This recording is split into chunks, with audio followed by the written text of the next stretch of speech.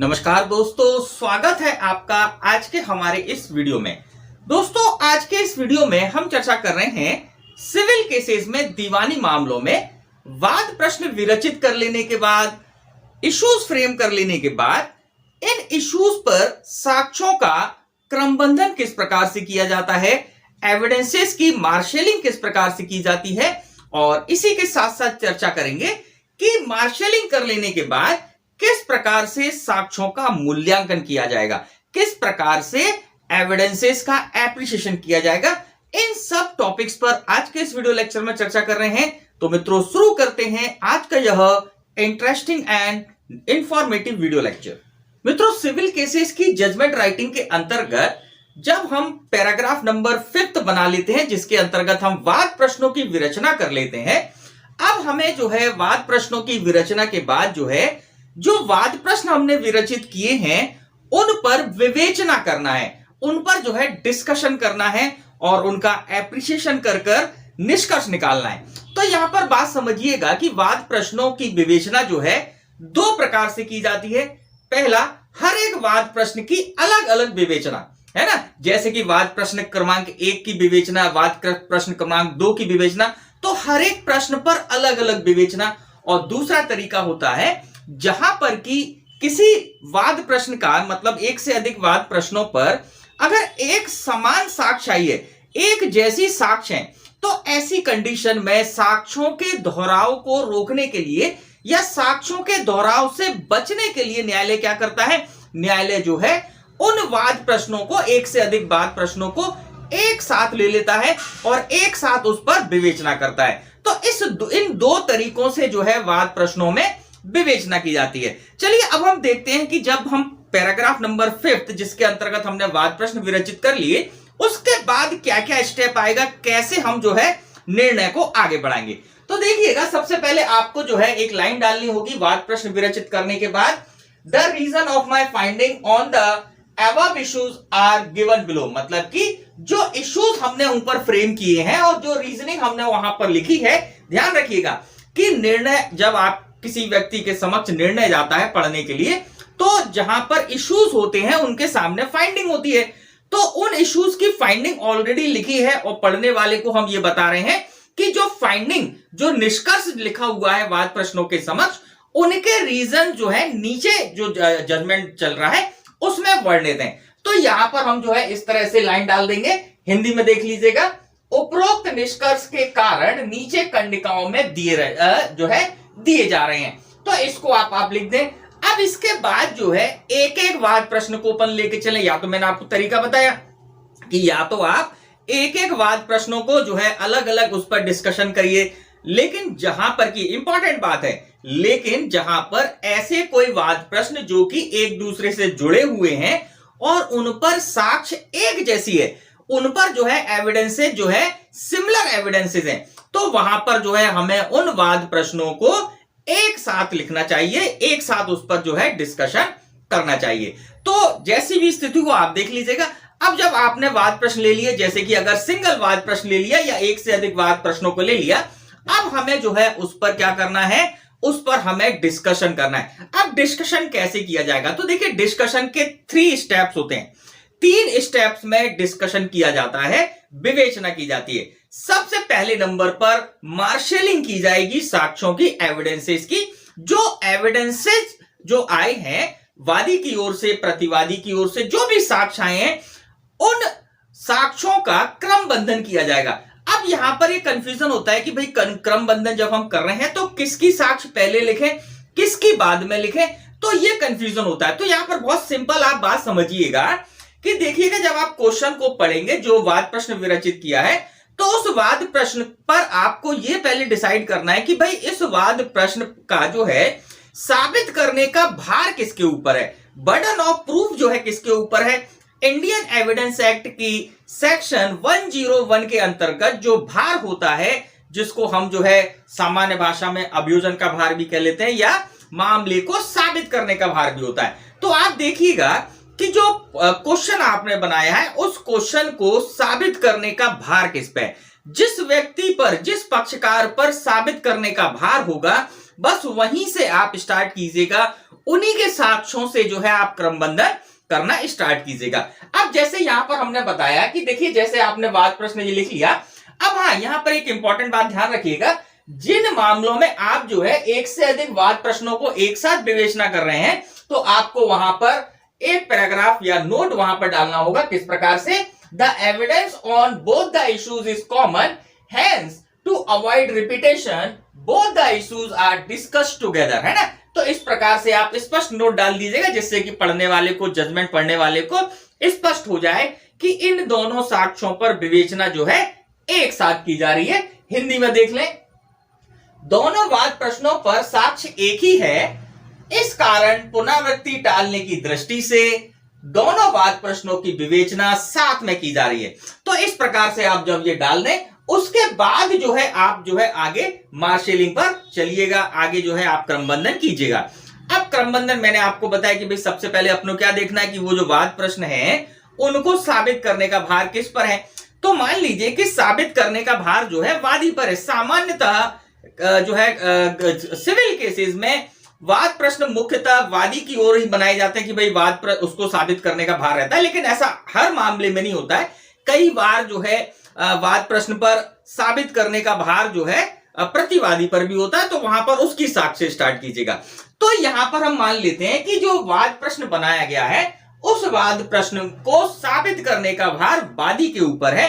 तो ऐसी स्थिति में वादी के जो एग्जामिनेशन इन चीफ है, जो भी उसने अपने मुख्य परीक्षण में कहा है, उसको आप व्यवस्थित करिए।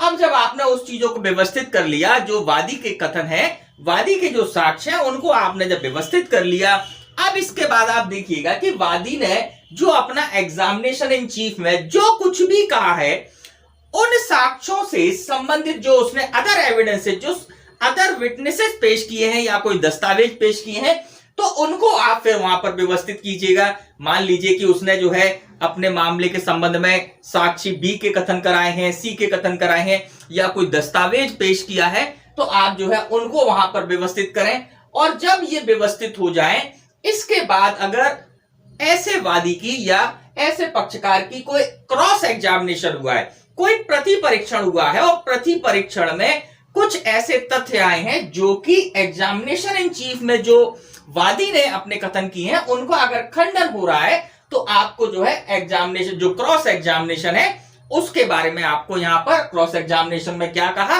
और किस बात का खंडन हुआ, इस चीज को आपको लिखना है। अगर मान लीजिए क्रॉस एग्जामिनेशन में कोई खंडन नहीं हुआ है, किसी भी तथ्य का, किसी भी साक्ष्य खंडन नहीं हो पाया है, तो आप वो भी लिख सकते हैं कि इस जो है जो साक्ष्य है, इसका खंडन जो है नहीं किया गया है, या ये जो है अखंडनीय रही है। तो इस प्रकार से अपन ने क्या हुआ, एक पार्टी के जो थे उनको अपन ने क्रमबंधित कर लिया। अब इसके बाद जो है रिस्पोंडेंट, जो कि दूसरा पक्षकार है, एक सिंपल सी बात है कि भाई इन्होंने अपना भार जो है यहां पर साबित कर दिया कि भाई ऐसा ऐसा भार शिफ्ट हो गया। तो अब प्रतिवादी जो है उसके साक्ष्यों को लीजिए कि अभी प्रतिवादी ने अपने क्रॉस एग्जामिनेशन में क्या कहा, उसके बाद उसने अपने सपोर्टिंग जो एविडेंसेस हैं, जो साक्षी हैं या कोई दस्तावेज है, उसके बारे में आप मेंशन करिएगा। और उसको करने के बाद अगर कोई क्रॉस एग्जामिनेशन हुआ है या क्रॉस एग्जामिनेशन में कुछ ऐसी बातें आई हैं जो कि एग्जामिनेशन इन चीफ में जो कुछ कहा गया है उसका खंडन करता है, तो उसको आप जो है यहां पर उल्लेखित कीजिएगा। तो इस प्रकार से साक्ष्यों का क्रमबंधन व्यवस्थित हो जाता है। अब एक चीज और ध्यान रखिएगा कि एक कंफ्यूजन और है कि सर कैसे छांटे हैं एग्जाम में कि जो है कौन से साक्ष्य आएंगे। तो एक बहुत अच्छा सिंपल सा तरीका है, आप एग्जाम में जो है 2-3 पेन लेके जाइएगा, एक पेंसिल ले लें, एक ब्लैक पेन ले लें, एक ब्लू पेन ले लें, और एक ऐसा कोई पेन ले लें जिसका शेड थोड़ा सा अलग हो। अब यहां पर क्या करें, आप जो वाद प्रश्न है उस वाद प्रश्न को ध्यान में रखकर आप जो भी क्वेश्चन पेपर में एविडेंसेस आए हैं वहां पर आप उस वाद प्रश्न को जो ध्यान में रखते हुए देखिएगा, इस वाद प्रश्न से संबंधित किस किस साक्षी ने क्या क्या कहा है उसको आप जो है अंडरलाइन कर लें किसी एक पेन से। जब आप अंडरलाइन कर लेंगे सबको, तो उसके बाद आपको ये बहुत आसान हो जाएगा अरेंज करना, है ना। सीधी सी बात है, पहले वाद प्रश्न के ऊपर जितने भी साक्ष्य आए हैं उनको एक तरफ कर लो, मतलब एक पेन से अंडरलाइन कर लो, और उसके बाद जो मैंने आपको यहां पर पैटर्न बताया इस प्रकार से क्रमबंधन कर लीजिएगा। इसी प्रकार से दूसरा जो वाद प्रश्न बनाया है या अन्य जो वाद प्रश्न बनाए हैं उनको जो है डिफरेंट पेन से करिएगा, जिससे कि कंफ्यूजन ना हो जाए, कोई चीज रिपीट ना हो जाए। इस चीज के लिए जो है अलग जो पेन है आपके, जैसे ब्लू पेन है, ब्लैक पेन है या पेंसिल है या कोई अदर शेड का पेन है, रेड पेन मत यूज कीजिएगा, ये मेरी सलाह है आपको। इसके और ग्रीन पेन भी यूज नहीं कीजिएगा, लेकिन अलग शेड, जैसे ग्रीन, अगर हम देखें ब्लू कलर के पेन में ही शेड कई बार मिल जाते हैं हमें, है ना। दो अलग अलग कंपनियों के पेन ले लें तो उनके शेड अलग अलग होते हैं कई बार, तो आप उनका यूज कर लीजिए, जिससे कि एग्जाम में जो है हम उस गलती से बच जाएं जो कि कभी कभी कंफ्यूजन हो जाता है और हमारा टाइम भी बचता है कि भाई एक ही चीज को हमें बार बार पढ़कर छांटना पड़ता। तो अगर आप पहले ही ऐसे अंडरलाइन कर लेंगे तो बहुत आसान हो जाएगा कि आप जो है ऐसे साक्ष्यों को जब आप जमाएंगे तो आप आसानी से उनको पकड़कर या उनको लेकर आप जो है जमा लेंगे। अब इस प्रकार से आपने जो है क्रमबंधन कर लिया, मार्शलिंग कर ली। अब इसके बाद जो है मेन काम होगा एप्रिसिएशन करना ऐसे मामलों में, या कह सकते हैं इसके बाद जो है साक्ष्यों का मूल्यांकन करना। अब यहां पर बहुत ही इंपॉर्टेंट बात है सिविल केसेस के लिए, आप बिल्कुल अपने गांठ बांध लीजिए और निर्णय में भी लिखिएगा कि भाई जो सिविल केसेस होते हैं उन सिविल केसेस में जो साक्ष्य आई है या जो वाद प्रश्न है उसको कैसे डिसाइड किया जाता है। देखिए क्रिमिनल केसेस में क्या होता है कि अभियोजन को अपना मामला जो है, जो भी मैटर है, उसको सभी संदेहों से परे, मतलब ऑल डाउट से बियॉन्ड उसको करना होता है ना। तो और अगर डाउट रहता है तो उसका बेनिफिट किसको मिल जाता है? एक्यूज्ड को मिल जाता है। लेकिन सिविल केसेस में ऐसा नहीं होता है। सिविल केसेस में न्यायालय को यह देखना होता है कि ये जो साक्ष्य आई है, ये जो एविडेंसेस आए हैं, इनके आधार पर संभाव्यता जो है, संभाव्यता की प्रबलता किस ओर है, मतलब कि इन साक्ष्यों को पढ़ने के बाद और विधिक स्थिति को ध्यान में रखते हुए ये ध्यान जो है न्यायालय को निष्कर्ष निकालना चाहिए कि भाई इन साक्ष्यों से किस बात की अधिक प्रबलता है, कौन सी बात जो है अधिकतर ऐसा लग रही है कि ये स्थिति होगी। तो इसको डिसाइड करना होता है, ना कि बियॉन्ड द जो है कि मामला पूरी तरह इस तरफ जा रहा है ना। तो अगर मिल जाते हैं एविडेंस इस प्रकार के कि भाई पूरी तरह स्पष्ट हो रही है बात कि ये स्थिति है, तो वहां पर बहुत सिंपल है कि आप बना लें। लेकिन कई बार ऐसा होता है कि दोनों साक्ष्य जो है बहुत हद तक आसपास ही होते हैं, तो ऐसी स्थिति में न्यायालय क्या देखेगा? न्यायालय देखेगा कि भाई प्रबलता किस ओर है, प्रबलता साक्ष्यों की वादी की ओर है या प्रतिवादी की ओर है, किस ओर जा रही है उस वाद प्रश्न पर। तो इसके आधार पर जो है निराकरण किया जाता है सिविल मामलों में किसी भी वाद प्रश्न का। तो इस प्रकार से हम यहां करेंगे। अब देखिए, जब आप एप्रिसिएशन करें तो आप अपने दिमाग में 3 बातें बिल्कुल समझ के आपको लिखना है। मतलब कि एप्रिसिएशन ऑफ एविडेंसेस जब आप करेंगे तो क्रमबंधन कर लेने के बाद जो है आप 3 बातों को दिमाग में रखकर एप्रिसिएशन कीजिएगा। सबसे पहली स्थिति है लीगल पोजीशन क्या है, जो एविडेंसेस या जो कि साक्षी पेश किए गए हैं उनकी विधिक स्थिति क्या है, क्या उनके साक्ष्यों पर न्यायालय यकीन कर सकता है या उनकी साक्ष्यों पर न्यायालय यकीन नहीं कर रहा है, तो क्यों नहीं कर रहा है, इसको जो है आपको यहां लिखना होगा।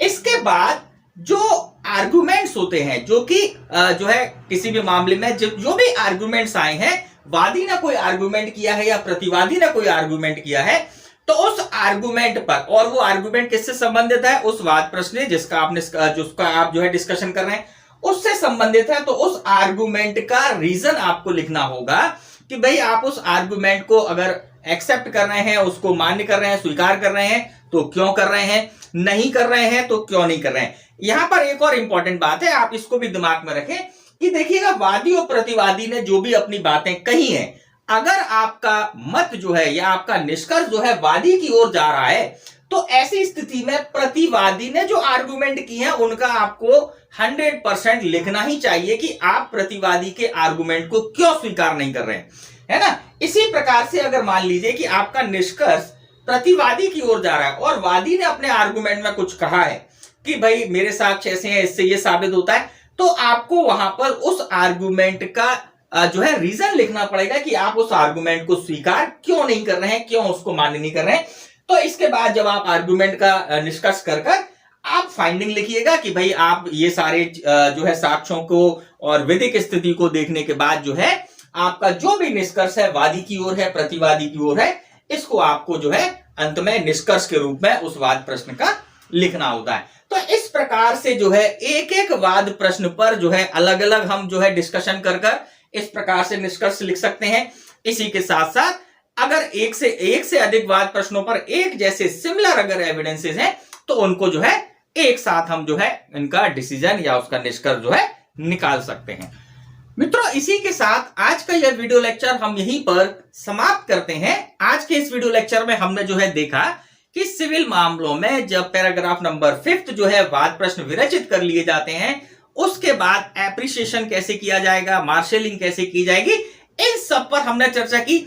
आपको यहां पर एक सलाह देना चाहेंगे कि आप जो है हमारे जो क्रिमिनल केस वाले जजमेंट हमने आपको जो बताए हैं या क्रिमिनल केसेस के जजमेंट के जो हमारे वीडियो लेक्चर हैं, उसमें आप वीडियो लेक्चर नंबर 4, 5 और 6 उनको भी देखिएगा। उसमें भी बहुत सारे ऐसी चीजें हैं जो कि या ऐसी जो है तथ्य हैं जो कि आपके काम आ सकते हैं। क्योंकि देखिए, साक्ष्यों का जो है क्रमबंधन और जो एप्रिसिएशन है, ये क्रिमिनल और सिविल केसेस में बहुत हद तक सिमिलर ही होता है, तरीका बिल्कुल सिमिलर ही होता है।